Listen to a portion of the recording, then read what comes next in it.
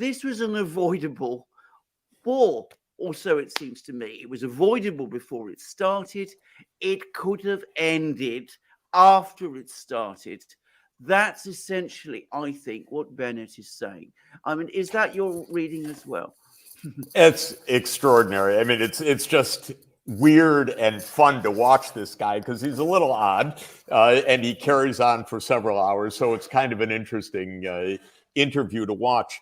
But every word he said comported exactly with what I had heard step by step from Turkish mediators, from others that were involved. And what I knew from last March and April, and speaking with senior Russian officials, speaking with senior Turkish officials, speaking with others, and you know it very well, the negotiations for ending the conflict were actually well advanced in March 2022. And in fact, the impetus came, and I think I buy the argument fully that from the beginning, this was a war over political specific issues. This was a war over NATO enlargement, Ukraine's neutrality, the state of the Donbass and Minsk II agreement, the state of Crimea, what to do about those. It was specific. What Putin put on the table at the end of 2021 was, in my view, completely negotiable, rather sensible in important ways. I called the White House at the end of 2021, I think, as I've mentioned to you, and said, negotiate. It's, what's on the table makes perfect sense.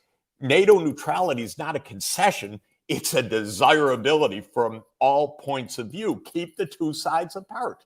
It's not something that you're conceding at great cost. It's something that we want to do.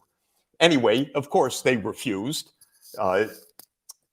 It's not right to say the war started on February 24th. The war was already in its 8th year by February 24th, 2022, but the war escalated on February 24th, 2022. And it's pretty clear from all accounts that I've heard, and I find quite credible, that the Russian strategy was that the initial incursion was to force Ukraine quickly to concessions and the negotiating table. And it worked, actually, because Zelensky, within a few days, said, we don't have to join NATO. We could have neutrality. We need security guarantees and so forth. What I've had explained to me at length, and there's nothing shocking, is that what Zelensky said was received favorably on the Russian side. And President Putin said, okay, these are a basis of negotiation, and actual work began on drafting documents, just what Bennett says. So all of it that Bennett said comports with exactly the step-by-steps that I had heard spelled out at some length. Now, what happened was that these negotiations were proceeding actually quite well and quite quickly. And by mid-March, there were, in the Financial Times and other places, positive reports from all three of the involved parties, by the Turkish mediators, by the Ukrainian officials, and by senior Russian officials. So you were hearing it from all of the parties that were engaged in this. And then, of course, it stopped.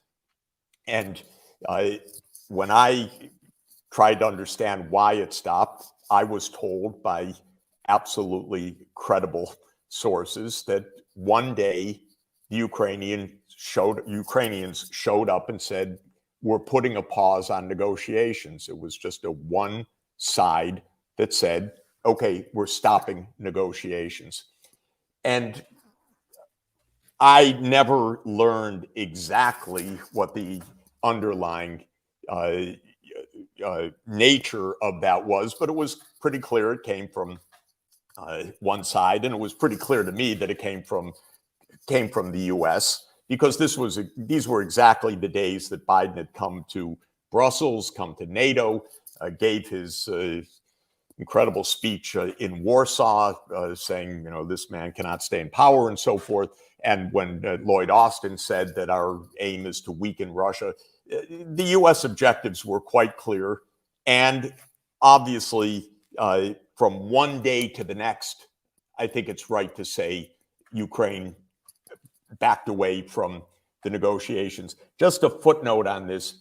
I've never believed that Boris Johnson played more than a bit role in this, because his arrival in April was after the fact, from what I can see. And with all respect, I don't think the UK is really the decisive call in any of this, even though the dreams of the Second Crimean War still loom very large. And as I think, as I've said to you, I think Boris Johnson's highest aspiration was to be Palmerston, and he didn't quite make it. But in any event, I think it happened before his trip. I think the U.S. was pretty clear. But what's fascinating about Bennett is he faced exactly this.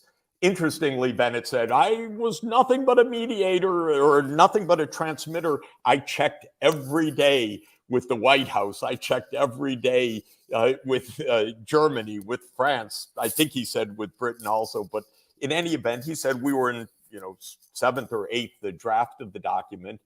And then they turned it down, meaning the United States. And so I think it just ended one day with somebody getting it in their heads. We can do better than this. We don't want this no NATO enlargement on the table. We don't need that. We'll bleed Russia. We'll do whatever, as was then stated publicly by Biden and Austin in future days. But fascinating that he said it so clearly.